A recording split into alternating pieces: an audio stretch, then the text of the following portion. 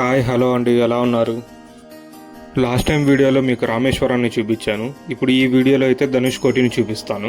ఇంకా వీడియోలో చూస్తున్నారు కదా, ఇదే ధనుష్కోటికి వెళ్ళాల్సిన దారి. రెండు పక్కల సముద్రం ఉంటుంది, మధ్యలో రోడ్డు. చూడ్డానికి వ్యూ చాలా బాగుంటుంది అనమాట.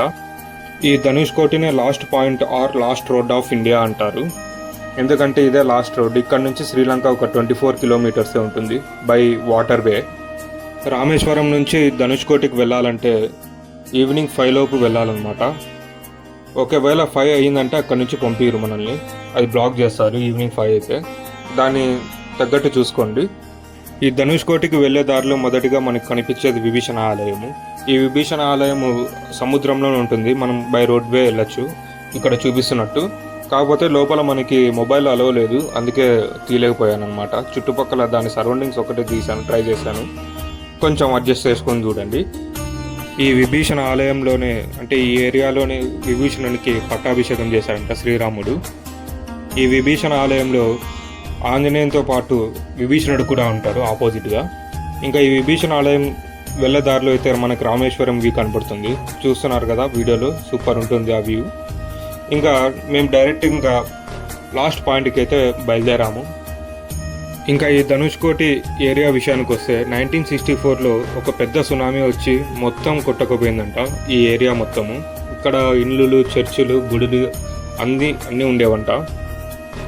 దాంతోపాటు ఇక్కడ రైల్వే స్టేషన్ కూడా ఉండేదంట.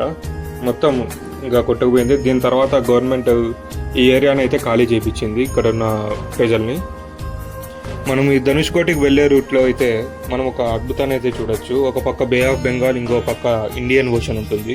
ఆ వ్యూ అయితే చాలా సూపర్ ఉంటుంది. ఒక పక్క అలలతో ఎగిసిపడుతుంటుంది సముద్రం, ఇంకో సైడ్ అయితే ప్రశాంతంగా ఉంటుంది మీరు వీడియోలో చూస్తున్నట్టు.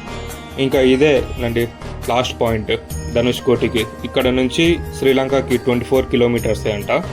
మనకి మైనాక్లేర్స్ కూడా ఉంటాయి ఇక్కడ నుంచి చూడడానికి, డైరెక్ట్ వ్యూ ఉంటుందంట. నాకైతే కుదరలేదు చూడడానికి, జనాలు చాలా మంది ఉన్నారని చెప్పి చాలా లేట్ అయిపోయిందని చెప్పేసి చూడలేకపోయాను. బట్ ఇక్కడ వ్యూ మాత్రం సూపర్ ఉంటుంది. ఒక పక్క అలలు ఉంటాయి, ఇంకో పక్క ప్రశాంతంగా ఉంటుంది సముద్రము. ఆ శ్రీరాముడు ఇక్కడ నుంచే రామసేతుని కట్టారని చెప్పి చెప్తారు లంకకు వెళ్ళడానికి. మనం ఈ ధనుష్కోటిలో ఇంకోటి ముఖ్యంగా చూడాల్సిందైతే సన్సెట్ అయినా సన్ రైజ్ అయినా. నేనైతే సన్ రైజ్ని చూశాను, సన్సెట్ అయితే కుదరలేదు. బట్ ఆ వ్యూ అయితే చాలా అంటే చాలా బాగుంటుంది సన్ రైజ్.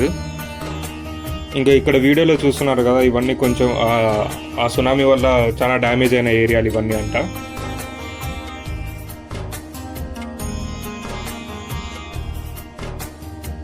మనం లైఫ్లో కొన్ని ప్లేసెస్ చూడాలి అని అనుకుంటాం కదా, అందులో ఈ రామేశ్వరం ఒకటి, రామేశ్వరంలో ఈ ధనుష్కోటి ఒకటి. ఎందుకంటే మస్ట్ వాచ్ ప్లేస్ అనమాట.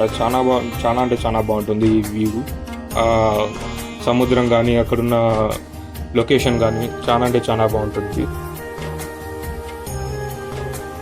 ఇంకా ధనుష్కోటి చూసిన తర్వాత మేమైతే రిటర్న్ అయ్యాము. మేము మళ్ళీ నెక్స్ట్ ప్లేస్ వెళ్ళాలని చెప్పి.